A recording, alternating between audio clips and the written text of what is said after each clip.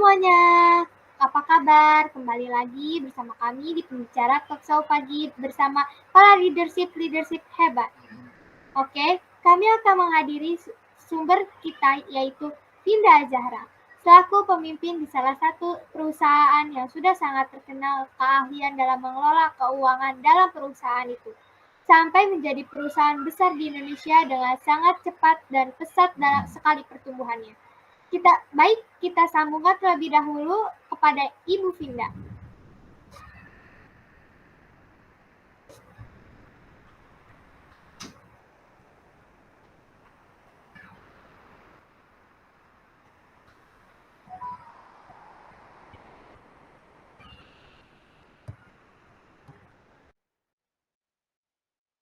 Mana ya Ibu Vinda nih?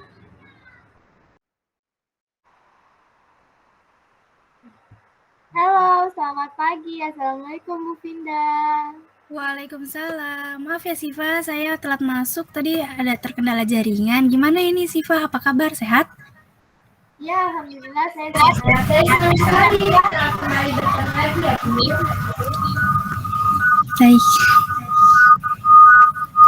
Baik Bu, maaf mengganggu waktunya. Kita langsung aja ke topik pembicaraan kita hari ini. Saya mau nanya nih, mewakili para anak-anak muda sekarang, yang mungkin bercita-cita ingin menjadi pemimpin di sebuah perusahaan itu harus bagaimana dulu ya Bu? Sebetulnya menjadi pemimpin di sebuah perusahaan itu emang tanggung jawabnya besar ya. Karena kita sebagai leader, istilahnya itu gini, jika kamu ingin menjadi pemimpin yang baik, maka kamu harus menjadi pemimpin yang mendukung dari belakang tetapi juga melindungi dari depan. Dengan begitu, kamu sudah bisa dibilang pemimpin yang baik dalam memimpin sebuah tim kamu dan perusahaan. Jadi pokoknya intinya nih ya, harus peka sama sekitar kalian, penuh tanggung jawab, jangan malas, harus produktif ya dari sekarang. Untuk para mahasiswa-mahasiswi di sini yang melihat saya di sini ya, kemudian banyakin pengalaman kalian juga di perusahaan orang terlebih dahulu, dan bentuklah kepribadian kalian dari sekarang ya. Itu aja sih dari saya.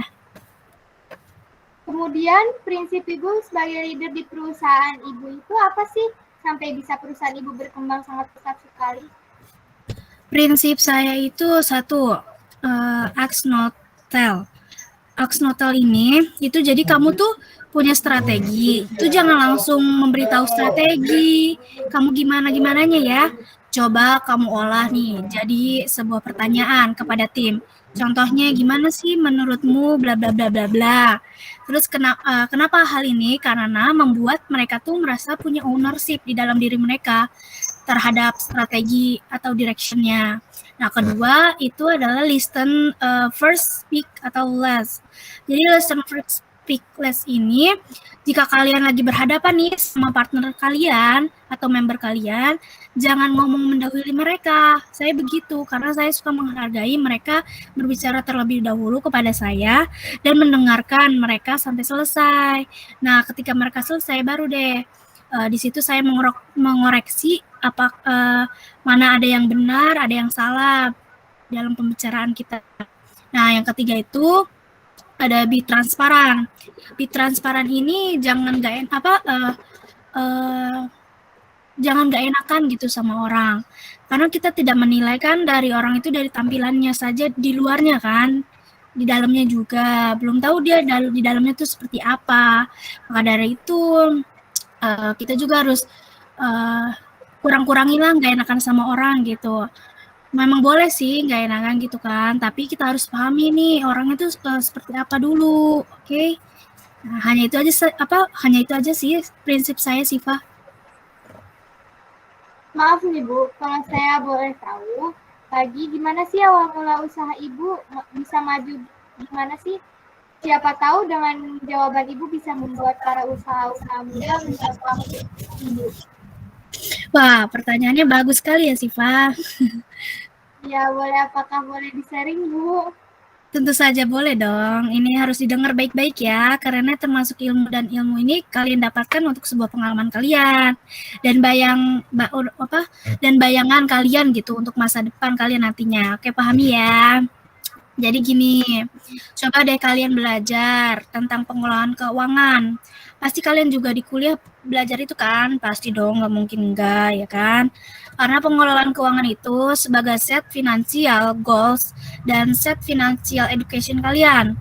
Dengan begitu, belajar untuk mengelola uang adalah salah satu bagian yang membuat bisnis kalian itu maju. Karena lebih dari 40% perusahaan gagal itu karena kebiasaan bukan kebiasaan, karena kehabisan modal dan kesalahan dalam manajemen, gitu, Siva. Wah, ini ilmu sekali ya Bu Finda. Kalian ingat-ingat nih ilmu buat kalian praktekkan nanti di masa depan. Jika kalian ingin membangun suatu perusahaan yang besar. Kemudian jika untuk mengelola keuangan itu seperti apa, Bu?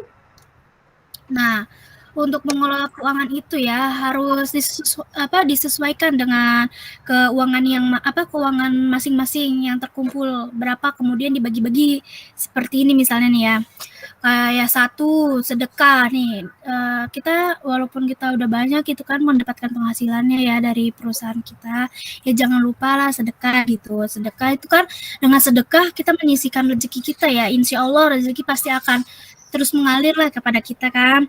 Kedua itu pengeluaran sehari-hari. Nah pengeluaran ini nih harus benar-benar diatur karena kalian tahu saja karena kalian tahu lah pasti ibu-ibu kalau belanja ya ke supermarket itu kalau ngelihat yang lucu pasti saja dibeli kan.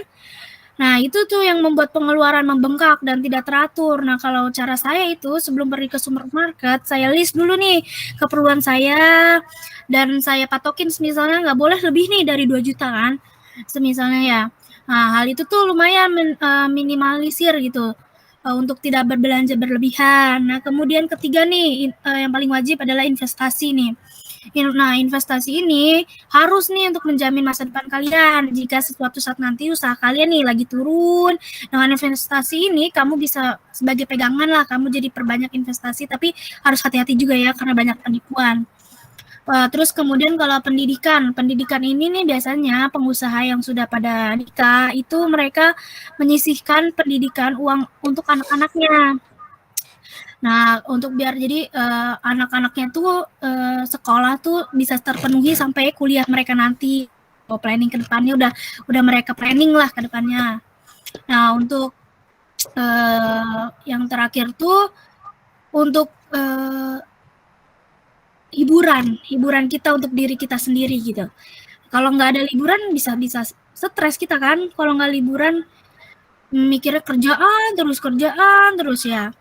Kadang saya juga merencanakan liburan itu bersama tim saya. Kita cari nih tempat-tempat yang ingin kita kunjungi, kemudian kita voting pilihan terbanyak kita akan liburan kemana. Ya pokoknya kurang lebih seperti itu. Ya saya terapkan di perusahaan saya hingga bisa sampai di titik ini sekarang. Saya alhamdulillah banget sekali Allah mempercaya saya untuk memberikan rezeki kepada orang lain dan untuk membantu orang-orang yang mencari pekerjaan. Ya gitu sih, Pak. Wah, benar-benar Ibu Finda ini sangat memotivasi sekali ya. Saya jadi kagum sekali Ibu, ya ampun. Bisa aja kamu, Siva, saya bikin saya terbang. Oh iya, saya punya pesan nih kepada adik-adik di sini ya yang sedang menyaksikan saya dari tadi. Jadi pesannya adalah atau inti dari semua ini ya, kalau kamu di masa depan nanti jadi pengusaha besar dan menjadi pemimpin, kalian tidak boleh mengecilkan bawahan kalian atau tim kalian karena mereka harus dianggap keluarga. Karena kalau mereka menjadi keluarga itu kalian tuh kamu tuh ya bekerja sama mereka tuh jadi udah klop banget gitu. Karena udah sangat enjoy gitu sama mereka membangun perusahaan untuk semakin berkembang, menjadi lancar tanpa ada kendala-kendala gitu kan. Tapi jika kalian tidak akur, tidak mau turun langsung bersama tim kalian dan miskomunikasi gitu kan dengan kalian, gimana kalian akan maju gitu, nggak akan maju-maju perusahaan itu. Kalau kalian saja tidak mau turun langsung gitu bersama tim untuk mencapai target yang kalian inginkan. Pokoknya ya intinya itu pesan dari saya, jangan lupa kayak gini istilahnya ya, jangan lupa kacang dari kulitnya ya ketika kalian sukses itu. Ya, baik. Itu aja sih, Pak. Baik Bu, terima kasih atas sharing mengenai awal Ibu mengkritik karir dari kecil hingga menjadi besar. Kemudian Ibu sekarang menjadi leader atau pemimpin di perusahaan Ibu. Sangat bermanfaat sekali sih hari ini teman-teman. Ingat juga pesan Bunda ya, kalian kalau sukses nanti jangan lupa sama orang yang di bawah kalian, karena kalian juga awalnya dari bawah. Dan jangan bersikap sombong, karena siapapun dan ilmunya juga berbagi. Betul tidak Bu? Betul sekali itu, Siva. Baiklah, makasih ya Bu Finda telah menghadirkan acara kami. Kami sangat berharga sekali mendapatkan ilmu leadership dari Ibu. Terima kasih ya Bu. Maaf, tadi saya banyak nanya-nanya juga nih.